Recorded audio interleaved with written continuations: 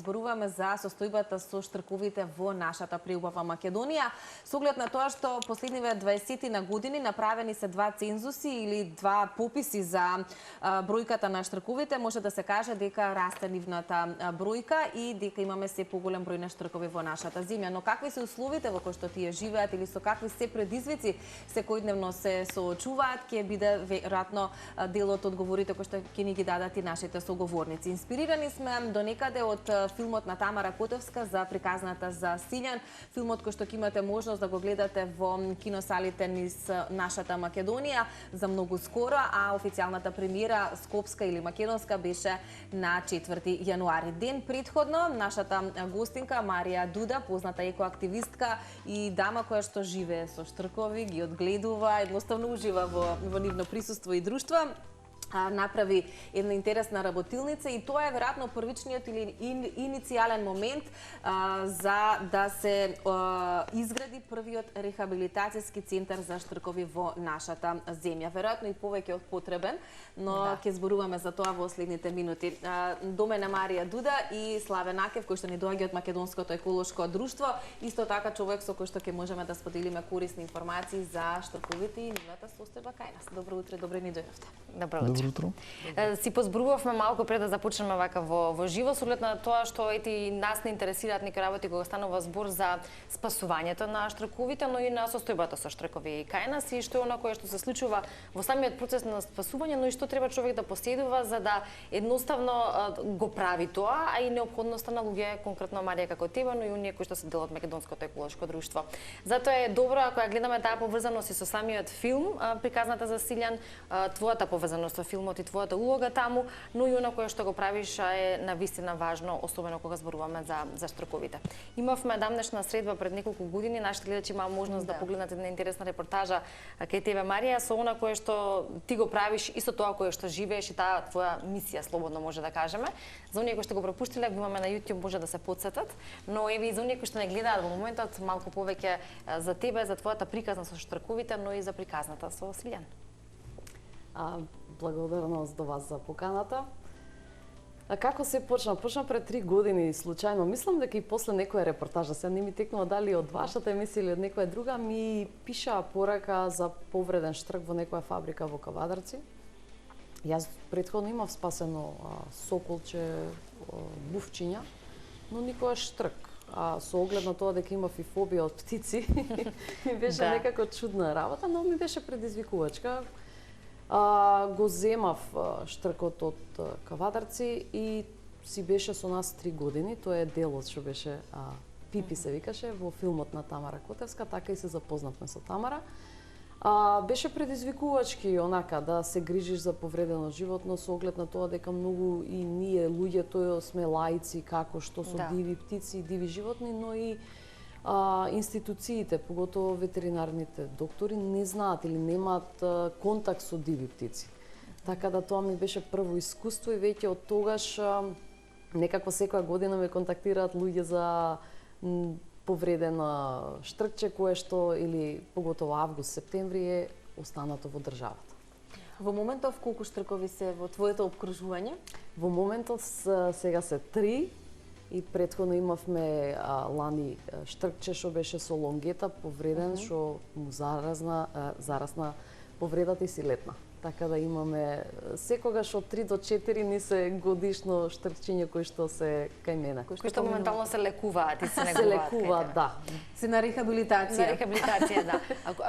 Пред да позборуваме малку се разбери со Славе за состојбата, односно за бројот на штркови, состојбата со штрковите кај нас, уште едно прашање во однос на самите повреди на штрковите, односно кои се, еве да речеме, најчестите повреди или повредите со кои што се соочиле штрковите кои ги имаш згрижено и спасано? Најчесто крилјата. Крилјата или еве летото за жал почина штркчето, имаше 2 скршени нозе. Значи на двете нозе му беа со лонгета, не можеше да стои убаво и почина со тоа што јас дадов се максимум од себе како што да биде, нели, рехабилитиран. Еве сами знаете, ако ги следите социјалните мрежи, многу луѓе апелираат дали гнездата им паѓаат кога има невреме, летен период, ЕВН излегуваат, нели, во пресред да ги дислоцираат ако менуваат, нели, бандери. Се тоа е огромен процес за нив, како што и самите знаете, гнездата нивни се малтени многу поголеми од обични мали птици. Да.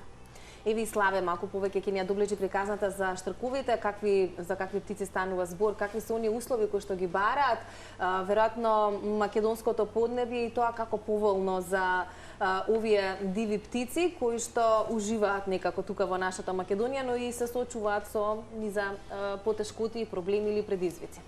Така, сите знаеме нели дека некако штрковите и ластовиците ги поврзуваме со доаѓањето на пролетта, со раззеленувањето на природата.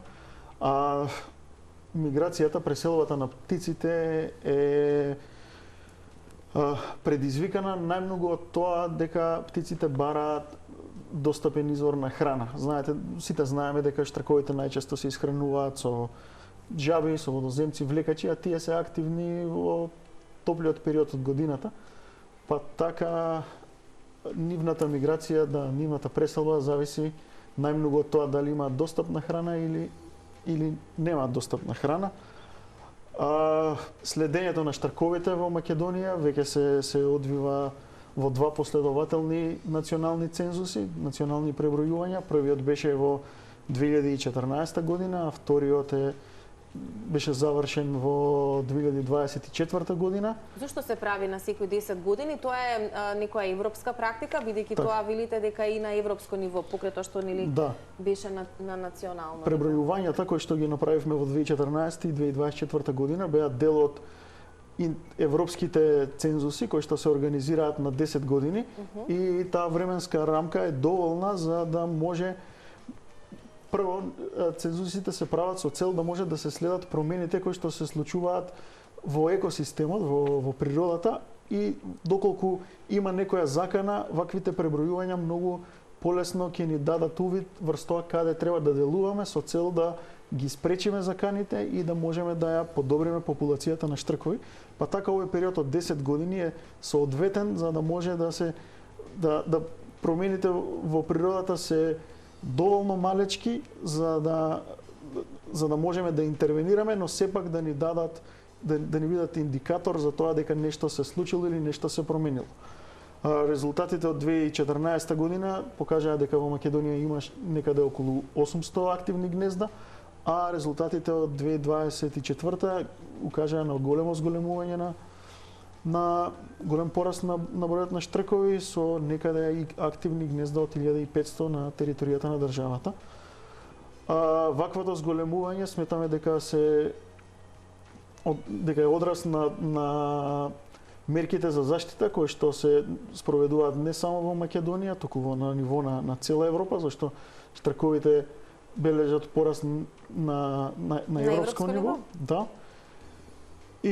Но исто така овде има влијание и намалувањето на притисокот врз земјоделието, односно многу од луѓето веќе ги напуштаат селата, особено во Македонија, и се преселуваат во градовите, па така и притисокот врз земјоделството е малце намален, и тоа доведува до зголемување на бројот на штркови.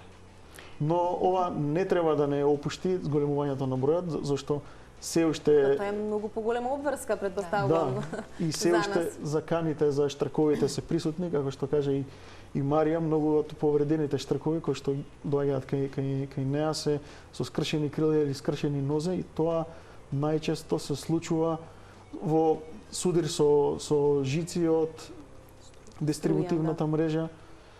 Па така Македонското еколошко друштво во 2025 година работевме малце повеќе на идентификација на ваквите критични точки во државата, особено во Пелагонискиот регион, каде што имаме најголем број на штркови, и со цел да можеме да ги најдеме ваквите проблематични места каде што штрковите страдаат најмногу од електрокуција, од струен удар. А како би можело да им се помогне кога секако нели тие гнездата бираат да ги прават баш на нели тие места каде што постои тој простор за опасност? Да, ние како партнер на еден од проектите кои што ги имаме во МЕД, ги имаме Евана, со кој што заедно работиме на изолација на далеководите, и со тоа значително ќе се намалат случаите на електрокуција, Па така имаме некои директни мерки за заштита кои што не се однесуваат само на штркови, туку скоро на сите птици, најчесто грабливки кои што ги користат далеководите и електричните столбови. Повеќе човечки фактори влијаат токму за страдањето на штрковите. Те споменавме електричните столбови, тука е загадувањето, уништувањето на нивните живеалишта и човекот како таков. Ние имаме позитивни примери на кои што можеме да се фасцинираме, не само од ретки луѓе како тебе, Марија, туку и од оние кои што те се јавуваат, пријавуваат, знаат за тебе и сакаат да помогнат. Од друга страна имаме и други типови на луѓе кои што тотално не само што не водат грижа, не се грижат, туку и наштетуваат на животните, меѓу кои и штрковите. Па така, ако зборуваме за подготвеноста на локалното население, онаму каде што има повреден штрк, каде што може да се најде, колку се едуцирани, колку знаат, сакаат да помогнат и колку можат тоа да го направат, освен телефонскиот повик, кој што исто така е еден добар потек, ако веќе не знаеме што друго да направиме. Јас искрено сум фасцинирана поготово од малите места, од руралните места низ државата, каде што луѓето некако доаѓаат до мојот број и збориме не на млади луѓе, туку постари луѓе кои што ми звонат и се загрижени. Нели, како што кажа и Славе, штрковите секогаш биле дел од нашиот живот, но може да забележите дека многу диви птици, не само штрковите, во последните 4-5 години, дали со климатските промени, дали со тоа што миграцијата, човекот е повеќе во град него во село, многу од тие диви птици некако почнуваат да се приближуваат кон луѓето. Се спуштаат, например, дури до местни заедници каде што се движат слободно. Еве, јас кога рече ти за дали луѓе како пријавуваат, интересна ситуација, тотално спротивна. Пред година и пол ми звонат од Кривогаштани, од Сдруженијето Урбано гнездо, каде што има повреден штрк, го носат кај мене, каде што некој пред локалната кооперација му ги има исечено крилјата. Тој штрк нема никогаш да лети, без разлика што му се обновуваат перијата, но не му се исти. И сега имате разлика од таква ситуација каде што имаме, нели, човечки фактор делува негативно. Имаме ситуација, пред 2 дена ми звонат од карабинци, од едно село во Карабинци, каде што и градоначалникот се залага со цела служба пожарникарна да го спуштат штркот од гнездо, кај што е веќе више, нели, зима, ладно, за да го донесат кај мене. Сега гледате, не може да споредите едно со друго. Има луѓе кои што стварно се залагаат, збориме и местната заедница и луѓе кои што се на функција. Од друга страна имате оставени активисти чисто од желба и ентузијазам да помогнат на птица која што, нели, се нашла во ситуација кај што лутала низ Кривогаштани и Тоа ни кажува дека треба да се соглед на ова, дека треба да се направат и некои можеби законски рамки или нешто што представува заштита која што би требало да ја почитуваме сите, а доколку не има заштитна рамка, еве збориме дека има членови, поготово, нели, со животните и кучињата, нели, се секојаш мета на злоупотреба, има но и вие дела поминуваат неказнато очигледно. Да, но кај нас знаете како, повеќето е од неразмислување или од не знам, да испаднеш интересен во друштво или поготово со диви птици збориме. Штрковите се едни толку паметни суштества и птица која што многу лесно и се адаптира на условите за да преживее. Се сеќаваш на твојата прва средба со штрк? Да, се сеќавам. Затоа што велиш дека си се плашела од птици генерално, а сега си можеби една од најголемите љубители. Да, имам видео, имам со Пипи шетавме Пипи е првиот штрк? Пипи е првиот штрк, во кола ми беше во гепек и го гледав цело време на ретровизор дали ќе направи некој движење у колата. И седевме едно 5 дена, се запознававме, ми беше дел од вецето, кај што ако требаше да идам од таа страна, така некако се залетувавме. Он бегаше од мене, јас од него. Ама потоа мене ми беше многу битно на ранчот кој ќе дојдат на Countryside, пошто имам и други животни, да бидат адаптабилни животните, поготово штрковите со другите животни, поготово кучињата, пошто затоа јас секогаш кога ќе земам нов штрк, поминува време со мене и кучињата да видат дека е дел од мене, за да Го не го прифатат бркат полесно. и супер сите функционираат на ранчо. Пипи е оној кој што се појавува во филмот. Пипи е тој што беше дел. Ајде малку да позборуваме за, приказната бидејќи веќе можат да се погледнати слики токму од Тамара Котевска и филмот кој што навистина испишува една историја во македонската кинематографија со сите оние бројни награди кои што минатата година ги освои, допрва ќе освојува верувам уште многу други, ќе имаат можност и нашите гледачи да веќе го погледнат наредниве денови, бидејќи ќе биде нели на редовен репертоар, но која е твојата поврзаност со приказната на Силјан, каков удел имаш во филмот, бидејќи Тамара веќе во некои од интервјуата сподели дека сте некако тесно поврзани? Знаете како, сосема спонтано. Јас Тамара не ја знаев претходно, но бев една од оние кои што уште во времето на Медена земја, тогаш бев и во Њујорк со живење, го гледав филмот, бев фасцинирана. Имавме, нели, онака не ја знаев, ја запознав Атидже, но Тамара некако спонтано дојде пред 2 години, кога ми пиша порака: "Здраво Марија, дали може да се слушнеме?" И ми ја раскажа целата приказна како го снимаат филмот, како е интересна приказна и јас одлучив да бидам дел со Штркот на снимање кај нив. Тоа беше едно прекрасно поминат ден во фамилијата кај Никола и Јана, поздрав до нив ако гледаат, во Струмица. И тогаш сватив дека не сум само јас, има и други фамилии кои што се грижат за Штркови, и Ленче беше таму, од Гевгелија, господјата исто што имаше 2-3 Штркови.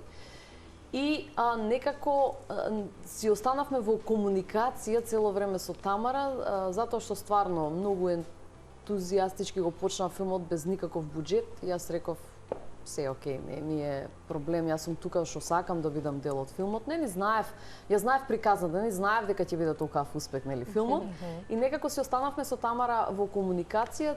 И сега, кој се снимаше новиот игран филм, кој што допрва ќе дојде наредна година, мојот друг Штрк, Јорго, беше дел од целото снимање и беа кај мене да вежбаат актерите, пошто ова не беше документарец, туку ова е игран филм, кај што мора актерот да вежба со Штркот да помине време, пошто имаше некои сцени кај што треба да го викне, треба да го гали. И така да некако многу време поминавме и онака си кликнавме. Она е жена лавица и прави огромни промени и јас ја почитувам незината работа како професионалец и како лично што сака стварно промени да направи во нашата држава околу сето тоа и поборник за животните и за климатските промени. И тоа е започнато. И секогаш сум тука. Да, одлична комбинација веројатно за тие промени, со оглед на тоа што ете напоредно со ова имаше и еден базар, имаме и фотографии за тоа и една порака до оние кои што сакаат да учествуваат во самите донации за изградба на прв рехабилитацијски центар за Штркови во Македонија. Очигледна е потребата и за тоа и денеска зборуваме. Одлична идеја пред се, но тоа сето потекнува токму од љубовта и кон животните пред се, кон штрковите конкретно и од твојата работа и оно кое што знаеш дека навистина би имало еден огромен придонес. Па ете и може и за базарот како помина, веројатно во една одлична атмосфера и луѓе кои сакаат да бидат таму и да помогнат. Да, знаеш како, Ивана, јас сакам да помогнам на многу животни птици, но понекогаш треба да сопреш и да знаеш кога е доста во однос на тоа што дивите птици кај мене, поготоа штрковите сега моментално не презимуваат внатре во куќата. Значи они се дел од првиот спрат на куќата кај што си имаат свој дел и тоа треба одржување. Тоа треба нега. И сега поготоа сега новиот штрк што го зема во октомври, понекогаш се тепа со едниот од другите штркови за, не знам, за престиж, за нешто, не знам што е, работа. Сега ако требаше вчера да земеме нов штрк, и веќе станува претесно. На нив им треба простор, поготово кога штрковите се малтене окей за да летаат за неколку месеци, ќе бидат спремни да одлетаат. Со Тамара зборевме кога беше премиерата во Њујорк, бев и во Њујорк тогаш официјално кога беше за Силјан премиерата и рече дека сакаме ние да направиме фонд како што направивме за Медена земја, да направиме и за прв рехабилитационен центар, пошто они беа кај мене, како што кажа, беа со актерите, гледаат дека стварно се грижам и се давам 100% повеќе, не само на штрковите, летото имавме и бувчиња и врани паднати од гнезда, но си треба посебни услови, си треба посебна просторија, одделена, затоа што на некои од животните може да им биде и текако стресно. Тука кучиња лајат, најприродна средина, коњи апсолутно, трчаат, така да многу е подобро и за нив кои ќе бидат малку одделени, кои ќе си имаат посебна просторија. Дали еве сега разлика имаме 2 штрка што можат функционално летат и се враќаат кај мене и еден што не лета воопште. Значи, ако имаме ситуација да јас можам да спасам 5-6 штркови во сезона кај што им треба згрижување, можеби тие 5-6 не можат сите, не се со сите исти потреби, им треба одделување. И многу е подобро, сега јас во куќа не можам да ги ставам во спални соби и ни треба посебен простор. Така да ја направивме ова кампања со тимот на приказната да сиѓа со Тамара Котевска. Продаваме мајчки капи, дуксери, еве утре официјалната јавна премиера во Синеплекс, ќе бидеме таму со штанд, така да им ќе има постери, капи, ќе има ли штрк? Ќе има, сега не знам да ти кажам, треба да видам со нив. Јас можам да го донесам, еден од штрковите ми е сосема ептен пријателски настроен, како што беше на базарчето, беше дел со нас. Ќе видиме. Како се вика? Јорго. Да. Јорго, но ќе видиме дали како ќе биде, нели, пак има 2 проекции од 6 и во 8 вечер. Утре ќе има и камери, можеби Јорго Да не се измалтретира Јорго премногу. Да не го бркаме по Синеплекс. Да, му но веројатно ќе биде вистинска атракција, да, и за возрастните, особено па и за децата. Славе, зборувајќи за штрковите, какви видови на штркови живеат во Македонија? Еве малку да им ја доближиме приказната на гледачите, затоа што да, ние знаеме за штркови, но малку подетално да навлеземе. Штрковите се едни од најимпозантните птици кои што живеат, нели, белите штркови кои што живеат блиску до луѓето, но во Македонија исто така живее и црниот штрк, кој што е друг вид, различен од белиот штрк, но овие вид птици се многу поретки. Ако да речем имаме 1500 парови од бели штркови, тогаш црни штркови веројатно има некаде максимум околу 50 на целата држава. Живеат малце поизолирани, преферираат кањони со стрмни карпи, каде што си прават гнезда. Генерално исхраната им е многу слична како и на белиот штрк. Исто се селат, доаѓаат во март, си заминуваат во август, септември. Ако преферираат кањони, тогаш во кој регион или предел на Македонија најмногу може да се сретнат овие црни штркови? Најдобри популации, сепак, нели, иако преферираат кањони, пак потребно е да имаат малце и полиња каде што ќе може да се хранат. Така да долината на реката Вардар, долината на реката Бауна се идеално место, каде што и долината на реката Пчиња, каде што почесто се среќаваат ваквите црни штркови. Ама да, многу малце луѓето уствари знаат дека постојат и други штркови малце поразлични од белите. Марија, си видела ти црн штрк? Да, видов 2 пати тоа сега годинава, кога бев на меѓународна конференција за спасување на диви птици во Бугарија. Значи не си видела во Македонија? Не, во Македонија не. Да. Славе, во однос на она кое што го спомнавме за првиот рехабилитацијски центар во Македонија, кој што има постои иницијатива за негово создавање, факт е дека истражувањата и теренската работа на Македонското еколошко друштво имаат голема улога кога станува збор и за штрковите, но колку според вас, нели целокупно според друштвото, сметате токму дека е важноста голема и неопходноста за ваков центар, што би придонело, нели, и во контекст на вашата работа? Многу често и ние добиваме повици за повредени диви животни, најчесто се тоа птици. Ваквите пријави се најчести во периодот кога малите пилиња излетуваат од гнезда и тогаш тие на некој начин учат како да летаат. Па така, во најголем дел од ситуациите најдобро е да не реагираме, да не направиме ништо, зашто тоа им е дел од процесот на учење за како да се сноѓаат понатаму во природа. Секако, ако сметаме дека има некоја опасност, например, да биде нападната од мачка или куче, најдобро е да земе птицата, да ја вратиме на највисокото дрво што можеме да го најдеме во околината, и тоа е најдоброто нешто што можеме да го направиме, зашто родителите никогаш не би ја напуштиле младата птица и секогаш би се грижеле се дури не се осигураат дека птицата може слободно да лета и да се снаоѓа понатаму. Исто така, да, сметаме дека е една од најважните работи да Македонија добие конечно некој рехабилитационен центар за диви животни. И сметаме дека тука малце треба повеќе институциите да се залагаат за поставување на ваков центар. Во моментов Македонско еколошко друштво соработува со факултетот за ветеринарна медицина во Скопје на тоа да ги подобриме капацитетите за лекување на диви животни и со тоа и малце да се даде акцент повеќе на лекувањето на птици, па така во наредните 5 години имаме за цел да барем еден од ветеринарите кои што ќе работат на медицински факултет биде обучен, биде специјализиран баш за лекување на диви животни. Да, бидејќи покрај неопходноста на самиот центар, неопходности од луѓето кои што се стручни, исто така си постои потребна е нели едукација и образование или она што го велиме стручност, и кога зборуваме за токму таа едукација или она кое што е важно меѓу другото и општата популација да го знае, овие информации кои што ние денес ги споделуваме и се разбира учење уште од мали нозе или млади генерации.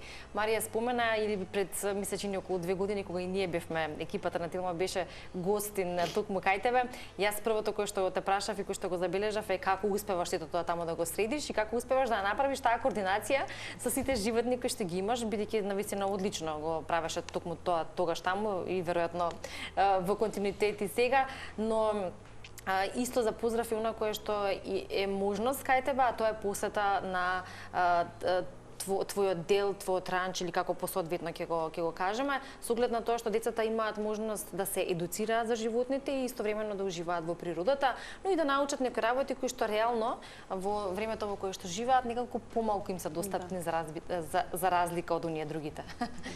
Како и на кој начин функционираш во однос на тоа што имаш и ретрит програми и сето тоа кое го знаат меѓу другото? Ние, например, од март веќе до крај на мај функционираме со училишта. Многу училишта ни се јавуваат, им даваме многу убави понуди, со оглед дека некои доаѓаат од Скопје, некои од Струмица, имавме од Виница луѓе. И се организираат по неколку класа и си доаѓаат со учителките. И ние им правиме на отворено и едукација и дружење. Значи, они можат да уживаат и со мини козите да се играат, да ги чешлаат, да ги галат магаренцата, да си имаат пикник на отворено. И сето тоа завршува со преубава едукација каде што им ги покажуваме оние 3 бои на корпички, каде дали знаат каде завршува ѓубрето, ако јадат нели некој овошје дека можат да дадат на соодветно животно кое што сакаат или завршуваат во калифорниските црци кои што го преработуваат сето тоа и така некако ние ги едуцираме децата да бидат емпатични кон животните, но и свесни кон природата и сето тоа што ни го нуди природата. Многу често после тоа ми звонат или ми пишуваат некои родители, ви благодарам, детето е пресреќно. Така да до некаде до крај на мај имаме понуди со училиште и со работка. Еве сега годинава покана до сите училишта да не посетат. Countryside е 80 км од Скопје, Ранковце, општина Ранковце. И ние секогаш сме отворени за соработка и за проекти со училишта. Некои приватни училишта не повикуваат и кај нив, како Нова или Јаха Кемал. Дури сме и гости со сите, караван со сите животни. И некои едукативни центри, лани за прв пат соработувавме и со едукативни центри, кај што ние доаѓаме кај нив со дел од животните. И имаат и работилница, например, еве имаме ежето Боцко доаѓа и они изработуваат од пластелин и местат како изгледа ежето, го галат што јаде ежето или еве со штркот или петлето, патка, такви некои минијатурни животинчиња што можеме да бидеме дел од едукативни центри. Јас сум секогаш отворена за соработка затоа што и за нас е тек добро тоа и е убаво и децата да бидат во допир со животни. Со оглед на тоа што во денешно време има деца кои што не можат така толку често да бидат во контакт со веќе ги грешат, не знаат дали е коза или овца, или магар или конче и така да Ова е одлична прилика. Можеби некаде пред крајот би сакала да го споменеме и моментот со соседна Бугарија и со тоа како функционираат. Тие веќе имаат вакви рехабилитацијски центри? Да. Бидејќи споменавте зад камерите, убаво би било и со гледачите да ги споделиме тие моменти за тоа колку можеби се понапредни во поглед на некои работи и секогаш велиме дека таквите позитивни примери убаво е да ги следиме и ние. Имате ли вие соработка, да речам, со вакви рехабилитацијски центри кои што функционираат во соседството? Еве, ние додека чекавме со Славе, баш се направивме муабет. Јас бев сега, се вратив од 12 декември, бев 2 дена во Стара Загора, во Грин Балканс, каде што има меѓународна конференција, баш за спасување на диви животни птици. Имаше излагање и од зоолошката во Грција, од центри во Бугарија. И јас бев запрепастена, знаев дека се понапред од нас, затоа што бев и во септември во истиот центар, но оној момент на соработка, институции, невладен сектор, фондација, тоа беше феноменално. Имаат они од 2023 полиција, специјален сектор за борба против организиран криминал со диви живот. И беа инспекторите да ги следат сите нови практики кои што ги налага Европска унија, кои што ги налага сеото она што ни треба. И тоа е нешто фасцинантно. Јас онака бев запрепастен затоа што ние уште за жал се соочуваме со полиција кај нас што не реагира за семено насилство. Да. и така некако тоа ме фасцинира и оној дел, како што кажа и Славе, они имаат многу напредна технологија, поставуваат GPS, ги следат баш ретките птици како мигрираат, дали се враќаат, кај се движат. Ние за тоа уште и Слава може да го изнесе неговото размислување, докаде сме во тој поглед. Така да, како што кажа Марија, да Бугарија баш доста има напреднато во поглед на рехабилитација на диви птици. Центарот во Стара Загора на Зелени Балкани е еден од можеби најдобрите на Балканот, но овој центар, освен тоа што служи нели како за рехабилитација на птици, таму исто имаат и репродуктивни центри, каде што некои од ретките и загрозени видови ги размножуваат, па потоа ги враќаат назад во природа, се со цел да се воспостави тој баланс во екосистемот. Например, ако некои видови се донесени до работно исчезнување или некои се веќе исчезнати, па ваквите центри исто можат да служат и така како места каде што некои вакви видови ќе можат да се размножуваат, па да се враќаат назад во природа, што се однесува на некои такви нови технолошки помагала за следење на животните во природа, и Македонија не заостанува многу во поглед на тоа, и кај нас дури имаме развиено некој така систем за рано предупредување во случај на труење на животни, преку тоа што неколку маршојаци, бидејќи маршојаци, белоглавите маршојаци се социјални птици, живеат во колонии, неколку птици заедно на исто место и заедно се исхрануваат, заедно целиот животен циклус го прават заедно, па така со означување со GPS на неколку птици во јатото, лесно можеме да следиме, например, ако некаде има труење, па да може на време да реагираме. И да, во поглед на еколошкиот криминал, во Македонија во минатите 6 години спроведувавме еден проект кој што беше малце повеќе наменет за подобрување на капацитетите на институциите, како што се јавно обвинителство, државен инспекторат за животна средина, Министерството за животна средина, Министерството за внатрешни работи, каде што направивме некоја работна група која што ќе се бави баш со спречување на еколошки криминал. Луѓето се многу ентузијастични во таа група, многу сакаат да направат за подобрување на состојбата со еколошкиот криминал, но капацитетите на самите институции се многу ограничени и често се справуваме со недостаток на кадар или на инспектори кои што ќе можат да излезат на терен и да превземат некои мерки. Например, за цела држава имаме неколку само 2 или 3 инспектори кои што се баш за природа и за животна средина, што е навистина Огромен бројка. недостаток, Да. да. Колку и да е нели голема и добра визијата на Македонското еколошко друштво и сите оние планови и проекти се разбира без надополнување на она кој што е важен фактор, никако не би било тоа целосно и не би имало успешни резултати, па да се надеваме дека нели и во тоа имате некаков удел, поточно се слуша вашиот глас за да може да се зголеми бројката, но и со сите овие работи за кои што денеска зборувавме и со екоактивисти како Марија и оние кои што се грижат за животните, за птиците, еве конкретно и за штрковите, дека некако ќе придонесеме и да се зголеми свеста, малку повеќе и да се едуцираме, но и да имаме некои промени кои што ете некако за поздрав веќе почнуваат. Марија, за оние кои што еве не знаат на кој начин може да се допридонесе, да се донира, каде постојат информациите кои што се достапни за нели она кое Да, ние почнавме за како рехабилитација. почнавме како онака од социјалните мрежи.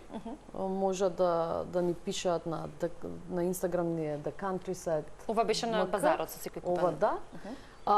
Можат лично да ме контактираат. Марија, без ја Дуда ми е отворен профилот, може да ми пишат луѓе. И The Tale of Cillian, мислам дека на нивната страница веќе имаат нешто. И пак ќе кажам, јас сум утре во Cineplex пред 6 часот, до завршувањето на втората проекција после 8-9 часот. Сме таму, може да дојдат во Cineplex. И една порака до сите гледачи ваши, а и до вас да си го гледате Cillian со фамилијата, со дечињата, затоа што е еден толку убав документарец каде што сето ова ние што сега си го збориме е опишан и за земјоделието и за фамилија со кои што се бават со земјоделие и како сето тоа е во синергија со сите птици и животни кои што зависат од нас луѓето. Да, убаво кажано, и тоа нека биде пораката од нас и ние ќе го гледаме и нашите гледачи се разбира ќе можат да го гледаат веќе од утре и во Cineplex. Благодариме многу за гостувањето, за тоа што навистина некако си имаме соработката со секој од вас, а се со цел да ги реализираме овие важни теми и да ги доближиме повеќе до нашите гледачи. Благодарам. Сакуваме успех во работата и се гледаме во следна прилика. Фала многу. Се надевам дека уживавте и вие како што уживавме и ние во овој разговор посветен на штрковите, на овие птици кои што навистина ги имаме во нашата земја и во одредени ситуации има потребна помош.